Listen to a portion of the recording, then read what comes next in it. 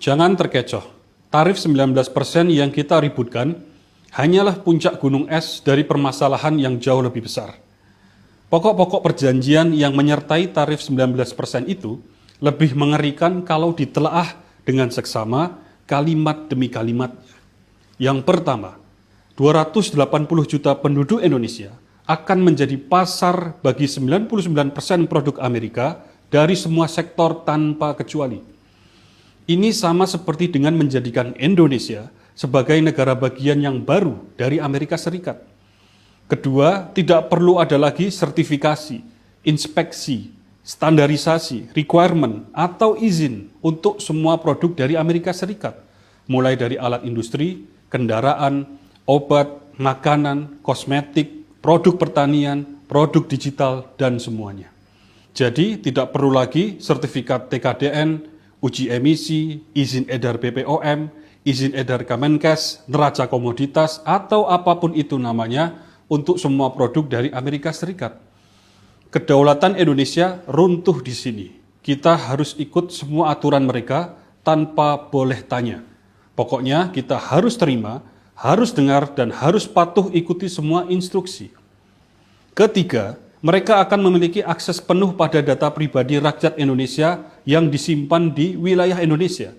Jadi pemerintah Amerika Serikat akan dapat melihat, membaca, dan mendengar seluruh aktivitas pribadi yang dilakukan rakyat Indonesia di berbagai platform digital, mulai dari percakapan yang kita kirim, makanan yang kita pesan, obat yang kita beli, hingga berbagai data penting yang sangat privat sekalipun, selama itu kita lakukan melalui platform digital, mereka punya akses untuk mengawasi.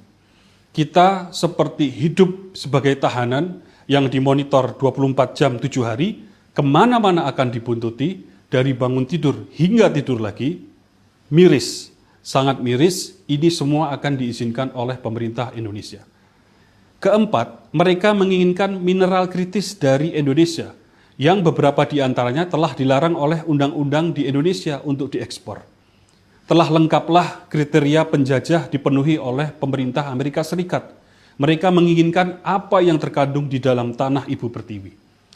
Tahukah kita, mereka telah mengabarkan ke seantero Amerika Serikat melalui situs whitehouse.gov bahwa kesepakatan dengan Indonesia adalah sebuah kesepakatan bersejarah yang membawa kemenangan bagi mereka.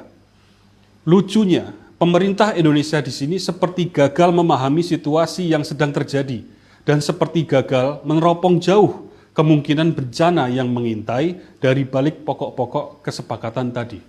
Rasanya terlalu jauh kalau harus berasumsi tim negosiasi pemerintah Indonesia tidak dapat memahami isi teks kesepakatan dagang tersebut. Tapi kenyataannya, pemerintah Indonesia kini sibuk membantah dan mencari pembenaran. Apa yang sesungguhnya sedang dikejar oleh pemerintah Indonesia? Jangan sampai kita dipaksa berpikir ada udang di balik batu, ada kepentingan kelompok tertentu. Sebelum pikiran kolektif kita semakin liar, pemerintah harus menjelaskan kepada rakyat dengan gamblang dan transparan. Pemerintah harus menyerap berbagai masukan yang preventif, konstruktif, dari berbagai perspektif, demi menjaga kedaulatan bangsa yang menjadi harga mati. Dan jika kita kemudian menemukan bahwa kesepakatan ini memang membawa bencana bagi bangsa dan mengancam kemerdekaan kita, maka pemerintah harus segera membatalkan kesepakatan tersebut.